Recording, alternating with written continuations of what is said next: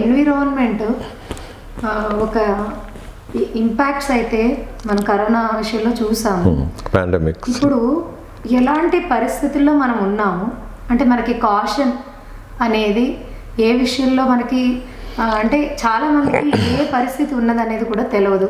So ఆ ఏ ఒక అంటే చెప్తారు కదా సిచ్యుయేషన్ అనేది ఏ లెవెల్లో ఉంది అని మనం అర్థం చేసుకోవాలి. ఇప్పుడు ఈడ మన టిపికల్ అర్బన్ కొంతమంది ఏమనుకుంటారంటే అయ్యో ప్రజలకు ఏం తెలియదు అని అనుకుంటారు. అది తప్పు. First point. కొందరు ఉన్నారు ప్రతి సిటీలో ఉంటారు, అది టిపికల్ అర్బన్ ఫోక్ అంటాం. వాళ్ళు ఏదో ఎన్జిఓ పెట్టుకుంటారు, వాళ్ళు they think they are doing great service. అది కాదు, ప్రజలకు తెలియంది ఏం లేదు. First point I want to clarify. ఎందుకంటే నేను పొద్దున్న లేస్తే ప్రజల మధ్యలోనే ఉన్నా. సొసైటీ ఈజ్ మై ల్యాబ్ అని అనుకొని తిరిగే నేను, సమాజమే నా యొక్క ల్యాబ్ అని అనుకొని అనేక ఉద్యమాలు చేసి పబ్లిక్ పల్స్ చూసిన వ్యక్తిగా నేను చెప్తున్నా, people know everything. They also know that the existing parties are deceiving them. ఈ పాయింట్ కూడా వాళ్ళకి తెలుసు. అయితే మరి ఎందుకు కదలలేదు ఇంతవరకు అంటే వాళ్ళు ప్రభుత్వాలను మారుస్తూ వచ్చారు. ఎక్స్ అనే పార్టీని తీసి వైని తెచ్చారు, వైని తీసి మళ్ళీ ఎక్స్ని తెచ్చారు, ఆల్టర్నేటివ్ లెక్క. కానీ next year by February they will have a viable alternative and that is the green party. అది వచ్చినాక మాత్రం పీపుల్ విల్ ఎందుకంటే ఈ గ్రీన్ పార్టీ కాన్సెప్ట్ ఏంటంటే ఎవరో టికెట్ ఇస్తే ఒకడు పోయి ఎమ్మెల్యే క్యాండిడేట్ కాదు. ఏ కాన్స్టిట్యుయెన్సీలో ఉన్న గ్రీన్ పార్టీ మెంబర్స్ వాళ్ళ వుడ్ బి రిప్రజెంటేటివ్ను వాళ్ళే అనుకుంటారు, లైక్ అమెరికన్ సిస్టమ్. సో మళ్ళీ ఆ కాన్స్టిట్యుయెన్సీ లెవెల్ మీటింగ్లో they will choose their MLA candidate, MP candidate and so వాళ్ళే డిసైడ్ చేస్తారు. హైదరాబాద్ సిటీలో, ఢిల్లీలో ఉన్న వ్యక్తులు ఇచ్చే టికెట్ కాదు ఇది. People will decide who shall represent them. ఎందుకంటే వాళ్ళకు క్లోజెస్ట్ వాళ్ళే అన్నీ చూస్తారు, ఎవడు పని చేసిండు, ఎవరు చేయలేదు, అనుకున్నాం ఏంది, వన్ సాక్రిఫైస్ ఉందా, ఏం చదువుకున్నాడు. Education is going to be a big subject in the days to come. రాబోయే రోజులలో పొలిటికల్ పార్టీ క్యాండిడేట్స్, ఎందుకంటే ఎమ్మెల్యే కావాలంటే దాన్ని member of the legislative assembly, అది లా మేకర్స్ అంటాం. లా మేకర్కి ఎంత నాలెడ్జ్ ఉండాలి? మరి అట్లా రిఫ్రాఫ్ను, చెంచాలను కాళ్ళు పట్టుకునేటువంటి పంపే పరిస్థితి ఉండదు రాబోయే రోజులలో. It's going to everything is going to change in this country and February will be the dead line. Okay, అంటే మనం వింటూ ఉంటాం సినిమా ఇండస్ట్రీలోనే కాదు ఒక బ్లాక్ బాస్టర్, రాజకీయంగా కూడా ఒక బ్లాక్ బాస్టర్, అంటే అంత పెద్ద హిట్ ని ఇచ్చేటటువంటి పార్టీ రాబోతోంది అని అనుకోవాలి అంటారు. అనుకునేది ఏం లేదు, I can see it coming. I know, నాకు తెలుస్తుంది. I know the status of the subject, I know the public mind, I know globally what's happening. ఇప్పుడు మనకు ఈజిప్ట్లో అరబ్ స్ప్రింగ్, ఆ ప్రాంతంలో మిడిల్ ఈస్ట్లో అరబ్ స్ప్రింగ్ అని ఒక డెమోక్రాటిక్ బడ్ ఎమర్జ్ అయింది, ఒక వేవ్. దాన్ని నలిపేసారు. కానీ ఎంతకాలం నలుపుతారు? Nobody can stop democracy forever. ఈ డెమోక్రసీ అంటే అది ఎందో కాదు, it is the will of the people to determine their own affairs. చైనాలో ఒక వన్ పార్టీ గవర్నమెంట్ ఉంది, ఎవడన్నా మాట్లాడితే చంపేస్తుండ్రు. కానీ how long? People are not going to tolerate. Suddenly there will be change everywhere throughout the world. You will see change in favor of the people, change in favor of democracy. Nobody can stop. ఇప్పుడు కొందరు అనుకుంటుండొచ్చు కానీ that is a foolish concept. Nobody can do anything. Ultimately, even in Brazil or South America, ఎక్కడైతే drug mafias control చేస్తున్నాయో అక్కడ కూడా people will revolt. Because people are supreme. Correct. This is the philosophy of the 20th century. దీనికి reverse gear లేదు. అదే నిజంగానే చాలా చోటు కూడా ఇళ్లలో కూడా వింటుంటాం, మా కాలానికి మీ కాలానికి చాలా చేంజ్ ఉంది అని. దీనికి ఇప్పుడు చూడండి, రాజా రామ్మోహన్ రాయ్ చేసిన వండర్ఫుల్ వర్క్, ఎస్ సతీ కాన్సెప్ట్ ఆ ప్రాక్టీస్ లేకుండా చేసిన గొప్ప వ్యక్తి. అవును. అట్లనే మీరు ప్రతిదీ చూడండి, శ్రీ అరబిందో మరి ఆయన థింకింగ్ నేను రోజు చూస్తా. ఈ మధ్యన బాగా రీకనెక్ట్ అయినా, నా MPhil Shri Aurobindo political philosophy, మళ్ళీ మొన్న కనెక్ట్ అయినా. Every day I'm listening to one of his very famous lectures. And Uttarpara speech అని ఒకటి ఇస్తాడు, అలీపూర్ జైలు నుంచి రాగానే. అది తెలిసిపోతుంది. యూ కెన్ సీ ద రాబోయే ట్రెండ్స్ ఎట్లా వస్తాయి అనేది కనపడుతుంది. It's a fantastic thing.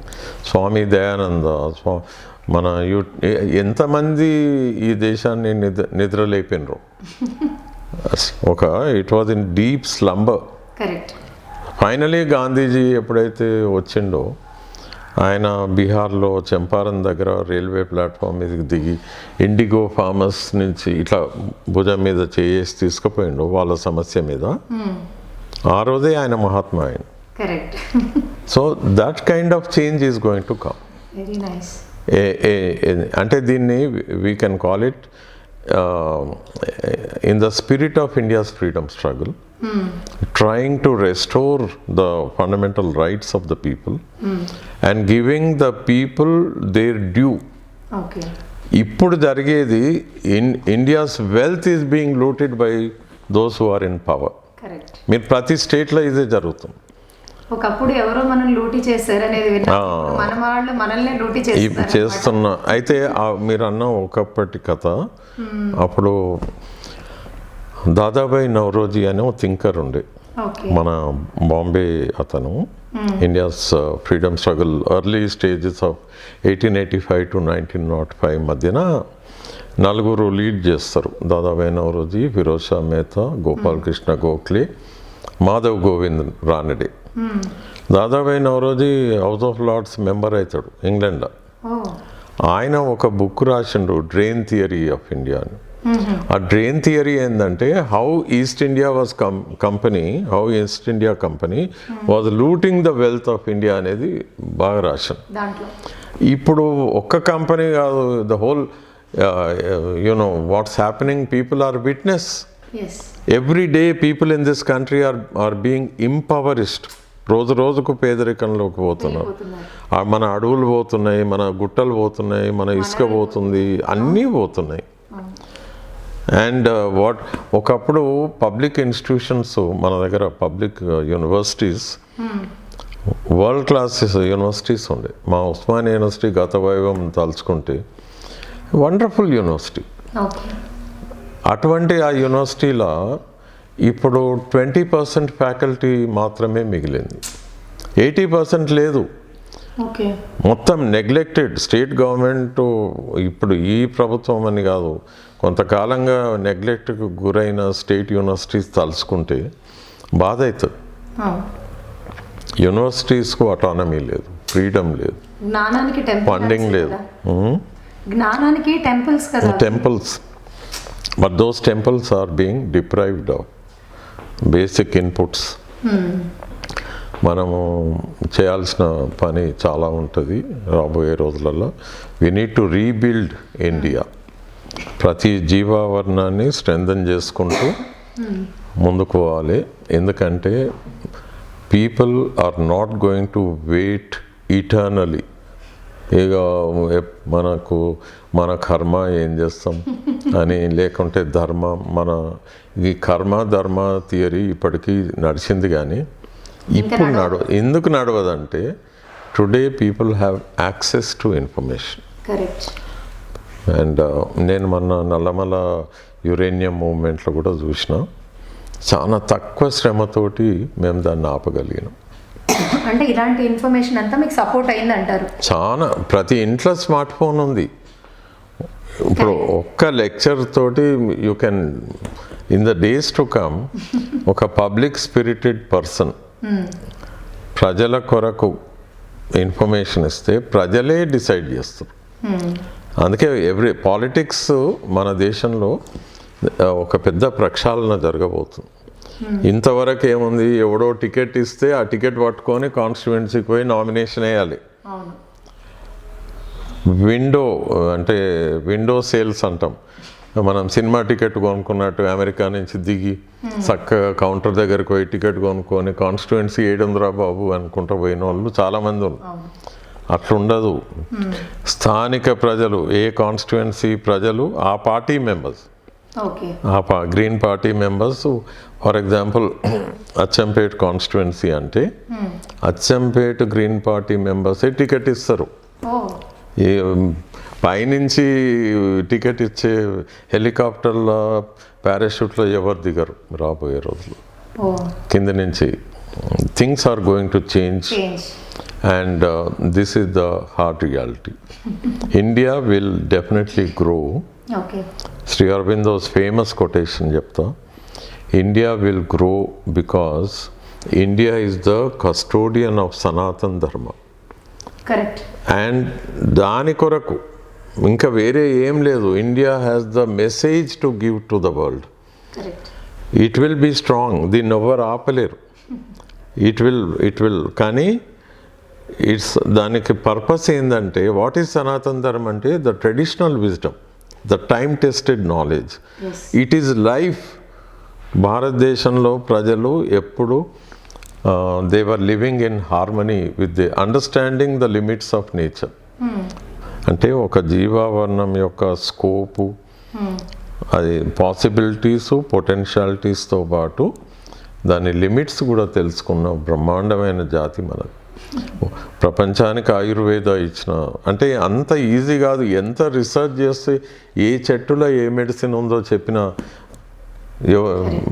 అంటే మోస్ట్ బ్రిలియంట్ ఎన్లైటెండ్ రేస్ ఈ స్పిరిట్ ఇక్కడ ఉండే, ఇది దట్ ఈస్ సనాతన్ ధర్మం.